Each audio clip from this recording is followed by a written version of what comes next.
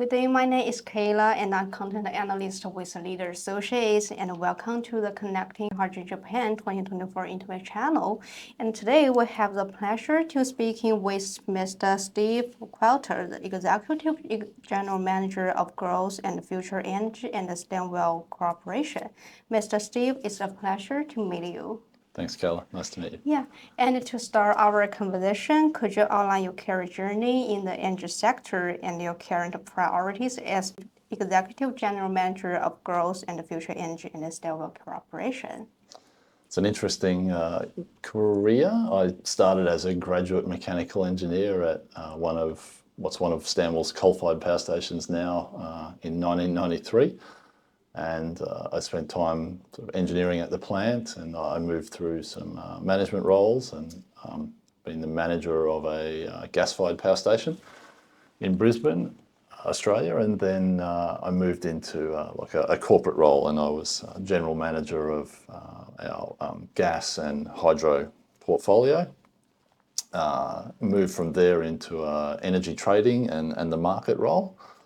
And I had a team in that group that was looking at new energy developments and new projects. And in 2021, the Stanwell board made the decision that they wanted to focus a lot more on investments in renewables and new technology. And we pulled that team out and we started a whole new division. And it's grown to over 100 people in just a couple of years.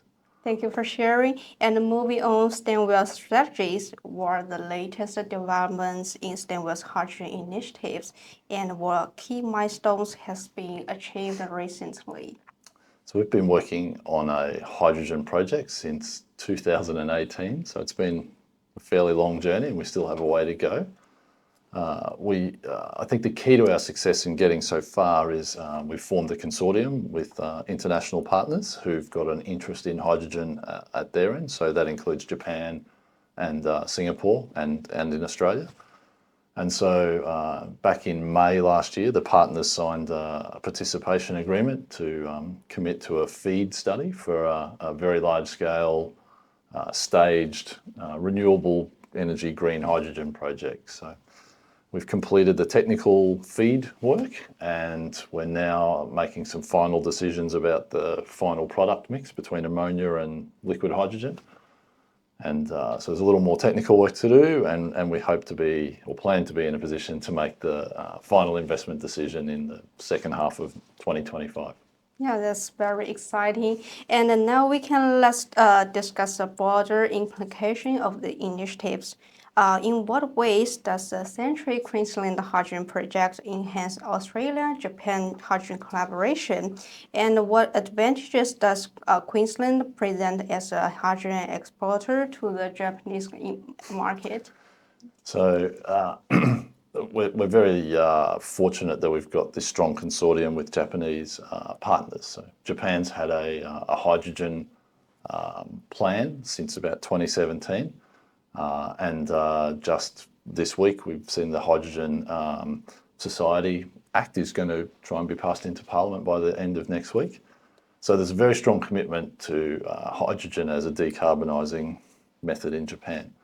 And so Australia is a long-term energy partner with Japan, particularly Queensland, where there's already been coal and gas exports. And so Queensland is well established to export energy to the world, and Japan and Australia are very close, both politically and in physical distance. So we think the Queensland location of our project has an energy exporting port already in existence, and all the organisations that we need to make this work, like the port, the water, even the industrial estate where the projects are located, are all owned by the state government. So we can have a very coordinated, efficient approach to that.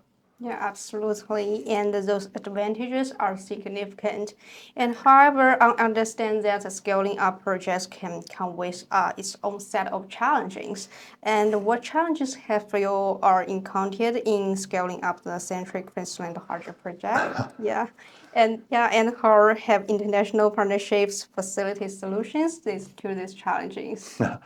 Well, yeah, sometimes having lots of partners can make it harder to make decisions because there's more options. But in this case, it's good that not everyone wants all of the green hydrogen at once. So we've been able to stage the project, and at the moment it's planned to do 4 stages of 200 tonnes per day increments.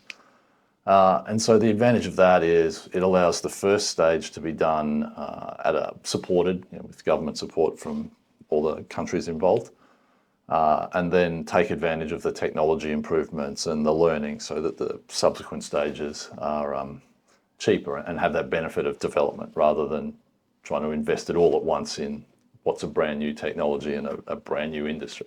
That ability to stage the output is a key thing to getting this to work at large scale. Yeah, thanks for sharing. And finally, as the global hydrogen market evolves, what long-term strategies does Stanwell has in place to secure its position as a leading player in the energy sector? So at Stanwell, one of our business strategy pillars, if you like, is to drive the development of the hydrogen industry in Queensland.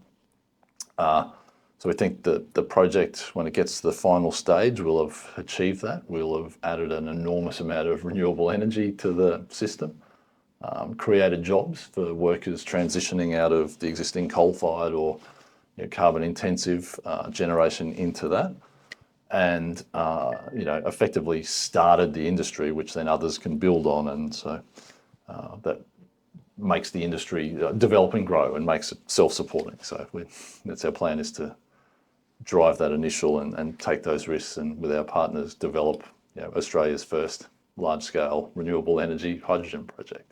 Yeah, thank you, Steve, for sharing your valuable insights and the updates on Stanwell's initiatives. And we believe your expertise is crucial as we navigate the future of hydrogen energy and the collaboration between Australia and Japan. And we look forward to seeing how Stanwell continue to lead the way in this dynamic sector. Thank you. Thank you, Carla.